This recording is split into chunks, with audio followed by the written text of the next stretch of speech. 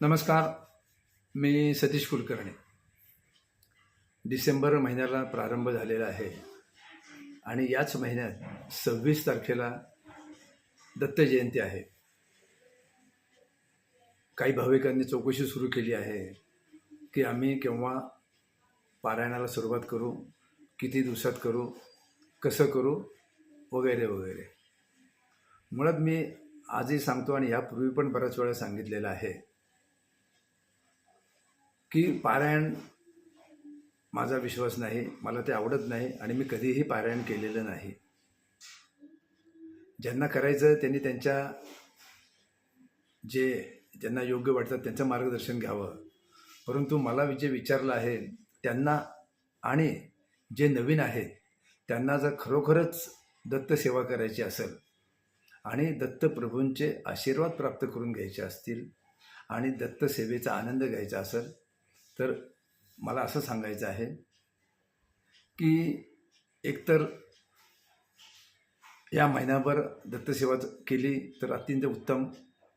एक दत्त जयंतीपर्यंत तुम्ही ठरवा, दिगंबरा दिगंबरा श्रीपाद वल्लभ दिगंबरा हा जप किती करायचा आणि त्याप्रमाणे रोज थोडा थोडा 1 माळ 2 माळ 5 माळ जसं तुमच्या संसारातून तुम्हाला परमार्थ करता येईल तसं करा.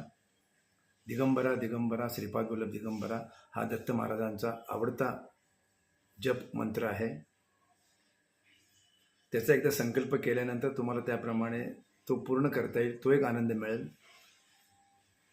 जर गुरुचरित्र वाचायची इच्छा असेल तर तुम्ही किती दिवसात वाचायचं, कसं संपवायचं किंवा नुसती बोटे फिरवायची हा तुमचा प्रश्न.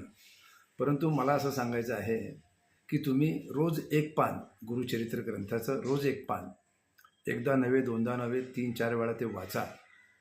त्यामुळे तुम्हाला नक्की गुरुचरित्र काय आहे, दत्त महाराजांचे अवतार काय आहे, नृसिंह सरस्वती स्वामी महाराजांनी विविध ठिकाणी जे चमत्कार केले, भाविक भक्तांना कृपा आशीर्वाद दिला, तो तुम्हाला समजल आणि तो समजून घेण्याचा प्रयत्न करा.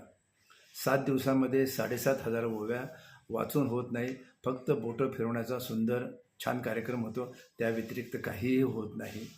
कारण ग्रंथ हे अर्थ समजून वाचायला पाहिजे, ताबडतोब समजतात. मी गुरुचरित्राचं पारायण केलं नाही, पारायण करण्याची माझी मनोकामनासुद्धा नाही. परंतु अधूनमधून एखादं पान चाळून मी त्यातला मतितार्थ समजून घेण्याचा प्रयत्न करतो. म्हणून जेव्हा सत्संग सुरू असतो तेव्हा मला या नकळत 8-10 ओव्या आठवतात आणि त्या भाविकांना सांगितल्यानंतर भाविकांनासुद्धा फार बरं वाटतं आणि त्यांना आश्चर्य वाटतं की गुरुचरित्र ग्रंथात एवढं तत्त्वज्ञान सांगितलेलं आहे. उगीच मी सांगणार की सोमवारी सुरू करा, रविवारी संपवा, अमुक करा तमुक करा, त्या पापात मी पडणार नाही. कारण दत्त महाराजांनासुद्धा हे आवडणार नाही.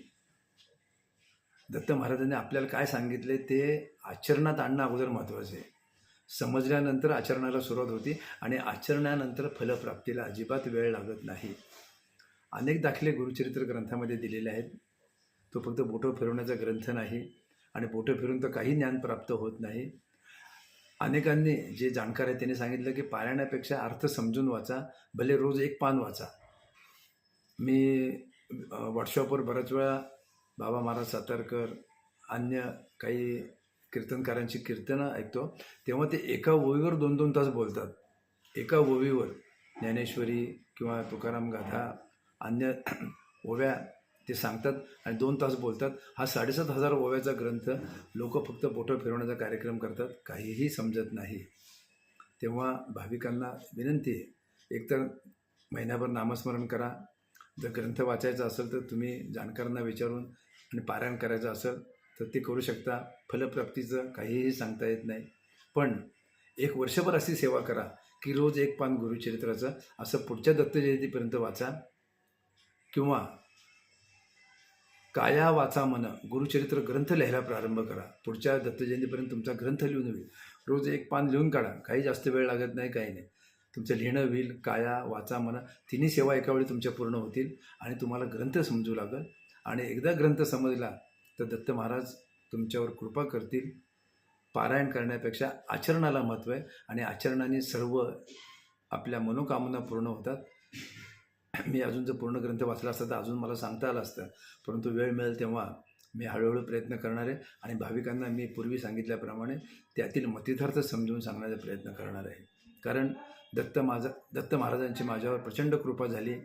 मला चमत्कार सांगायचे नाहीत, कोणापुढं मोठेपणाही करायचा नाही, परंतु सर्वसामान्य भाविक सध्या जे संकटात आहेत, दुःखात आहेत, जे नुसते गाणगापूरला जाऊन पळापळ करतात, आशीर्वाद लवकर प्राप्त होत नाही. कारण सगळं जे चाललेलं आहे अध्यात्म आपलं चुकीच्या दिशेने चाललेलं आहे. लोक ज्या कामासाठी वेळ द्यायला पाहिजे, ज्या सेवेसाठी वेळ द्यायला पाहिजे, वेळ देत नाहीत. बंधुबाबांकडे जातात, ते सांगतात अमुक करा, 1 दिवसाचं पारायण करा, 3 दिवसाचं पारायण करा. त्यामुळं लाभ होत नाही, कृपा लांब, आणि अन्य तर काही घडायचं तर ते घडूच शकत नाही. म्हणून योगायोग आहे की हा दत्त जयंतीचा महिना आहे. पुढच्या महिन्यात नवीन वर्षाला प्रारंभ होत आहे. तर वर्षभर एक तर ग्रंथ लिहा किंवा वर्षभर रोज एक पान वाचा. पुढच्या दत्त जयंतीपर्यंत तुमच्या वागण्यात, तुमच्या आचरणात तुम्हाला फार मोठा बदल झालेला दिसत. आणि एकदा वागण्यात आणि आचरणात बदल झाल्यानंतर दत्त महाराजांची कृपा होणं काही अवघड नाही. शेवटी कुणी काय निर्णय घ्यायचा तो घ्या. मी फक्त नामस्मरण करतो. मला जेव्हा काही प्रवचन करायचं असतं किंवा एखादा लेख लिहायचा असेल तर मी तो ग्रंथ चाळतो. मग त्यातली एखादी ओवी आठवली तर माझे जाणकार आहेत, माझे गुरुवर्य सदानंद महाराज यांना विचारतो. ते चांगला मथितार्थ समजून सांगतात. मग त्यातील भावार्थ मला काही भाविकांना सांगता येतो आणि लिखाणाच्या वेळेस मला ते उपयोगी पडतं. पण शेवटी दत्त जयंतीच्या निमित्ताने तुम्हाला 2 सेवा सांगितल्यात. एक नामस्मरण किंवा काया वाचा मन ग्रंथ लिहा, आणि नसेल तर रोज एक पान वाचा. निश्चितच तुमच्या जीवनामध्ये आनंदाला सुरुवात होईल, संकट नाहीशी होतील, तुमच्या कुटुंबाला दत्त महाराजांची कृपा आशीर्वाद प्राप्त होईल. ते प्राप्त व्हावेत आणि दत्त महाराजांनी तुम्हाला चांगली बुद्धी द्यावी अशी दत्त महाराजांच्या चरणी प्रार्थना करून हा भाग संपवतो. नमस्कार.